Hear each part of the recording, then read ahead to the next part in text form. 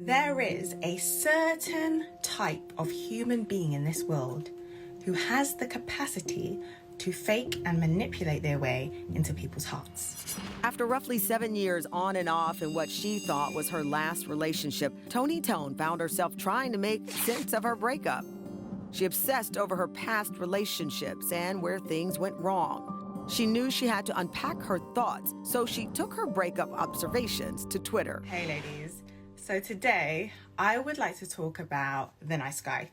And her account exploded with new followers and thousands of shares, grabbing the attention of celebrities like Khloe Kardashian, Hailey Bieber, and Oprah, and earning her a major book deal to share her journey in print with I Wish I Knew This Earlier. Joining us from her home in London, please welcome Toni to the show. Thank you so much for joining us. I love the book, I Wish I Knew This Earlier, Lessons on Love. Can I tell you how many times everybody has probably said, I wish I knew this earlier? Why do you think so many people are relying on DIY advice for answers these days? I don't even necessarily think it's like a reliance. I think people are just diversifying where they get help and where they get advice.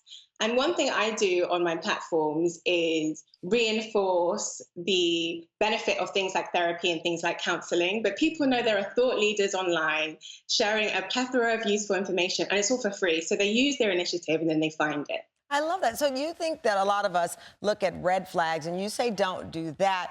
You should be looking for green flags instead. What are green flags?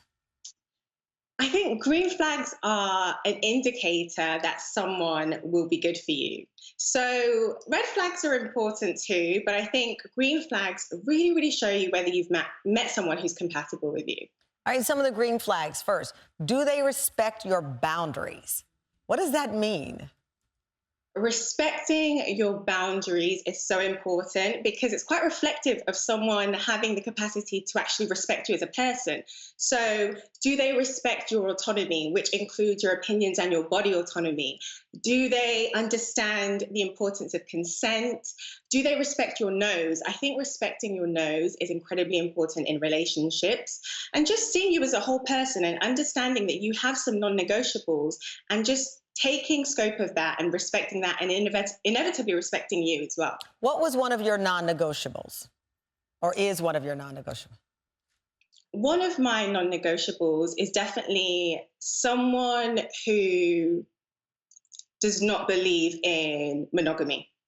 So I think there are so many different types of relationships. Some people have polyamorous relationships. Some people do have open relationships that work great for them.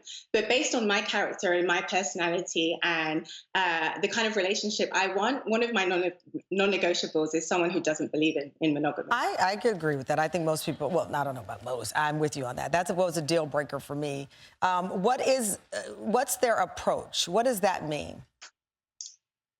I think when you're dating, it's very important to consider the other person's approach. So I'm sure a lot of people in the audience can probably relate to this, actually. Like, how many of you have been talking to someone new and immediately they start with the sexual innuendos? They're asking you, what are you wearing? With no real effort to get to know the real you. Yes. Or perhaps you've been on a date and you've met someone and they're applying techniques like negging. So negging is using insults or backhanded compliments to try and lessen the other person's self-esteem. Right. So you have a better chance of potentially getting to know them.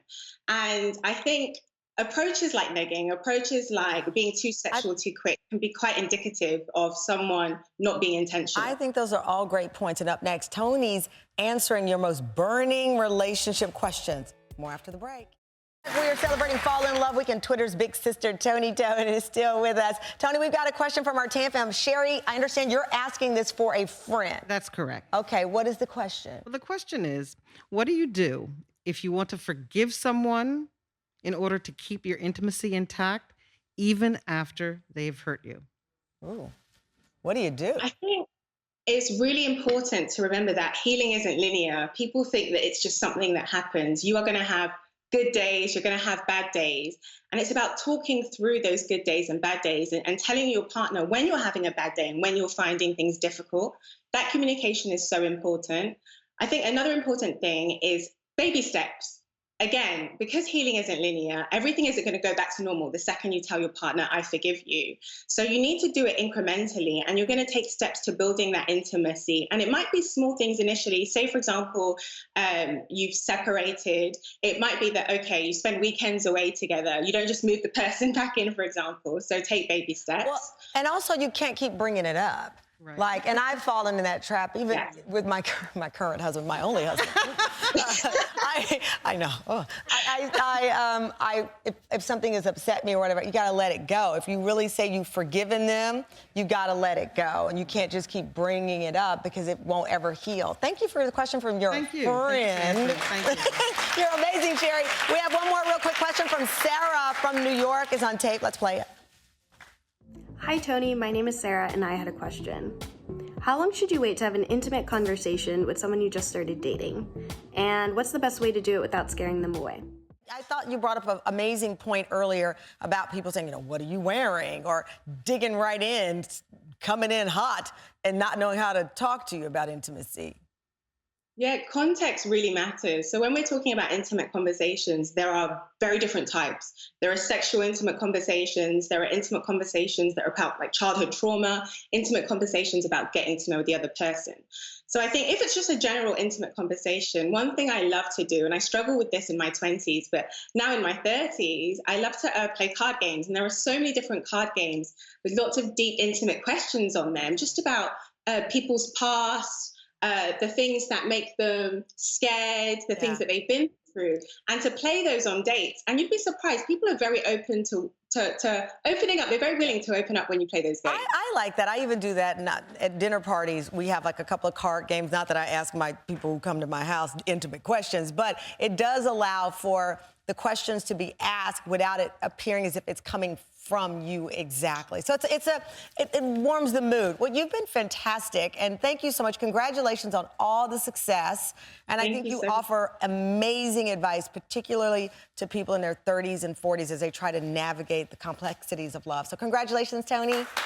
Thank you so much. Thank you.